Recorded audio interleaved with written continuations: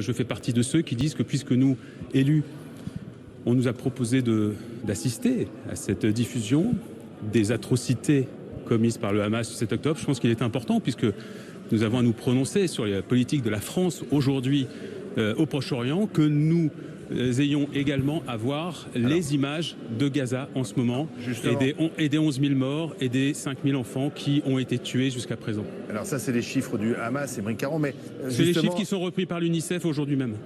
Oui, mais fournis par le Hamas. C'est le gouvernement du Hamas qui fournit. Oui, mais l'UNICEF, qui a un certain nombre de relais sur place, les considère crédibles. Mais est-ce que justement vous mettez sur le même plan les images que vous avez vues aujourd'hui et celles que vous pourriez peut-être voir de ce qui se passe à Gaza? Pour vous, c'est la même chose?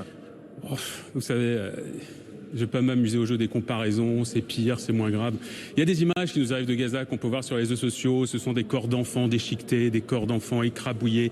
J'en voyais une il y a quelques jours, c'était un enfant dans les bras de son père dont le crâne avait été scalpé et la boîte crânienne était vide. Des images absolument atroces. Ouais. Et donc, ce que je veux juste dire par là, c'est que je mets... Ce sont des images de bombardement, ce ne sont pas des images intentionnelles. Oui, ça c'est votre point de vue. C'est votre point de vue. Vous avez le droit, même en tant que journaliste. C'est pas moi qui vais vous reprocher en tant que journaliste d'être un journaliste engagé avec un point de vue. Non, je dis simplement un enfant qui est mort, il est mort. Un enfant qui aurait dû continuer à vivre, un enfant qui aurait dû continuer à vivre. Ils ne sont pas rentrés dans les maisons tuer les gens. C'est pas la même chose. Un enfant qui a 3 ans, qui soit israélien, abattu par un terroriste du Hamas ou qu'il soit tué par une bombe larguée par l'armée israélienne, pour vous, c'est pas la même chose? Non, Émeric, soyez honnête, c'est pas ce qu'il dit. Pardon, je suis malhonnête? Non, il dit que... Non, je dis simplement, je vous dis simplement... ce que vient de dire Non, ce n'est pas bien. Émeric, laissez-moi terminer. Ce n'est pas bien de dire que j'interprète malhonnêtement. Vous allez répondre, laissez-moi terminer. C'est une accusation grave. Oui, d'accord. Vous pouvez pas dire que c'est la même chose.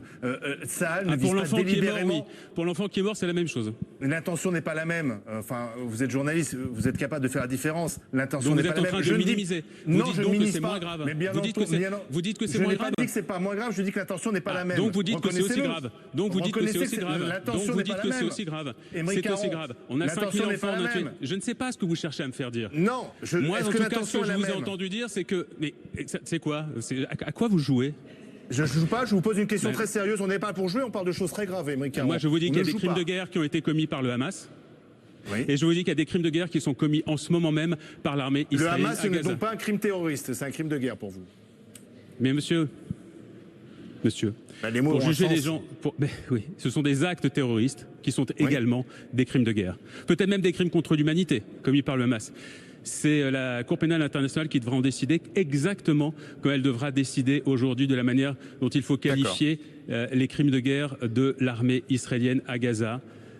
On va voir, génocide peut-être. 5 000 enfants tués. Il faut être équilibré dans le traitement que nous avons de ce qui se passe en ce moment au Proche-Orient. Merci Émeric Caron, merci d'avoir été en direct avec nous, en direct de l'Assemblée nationale.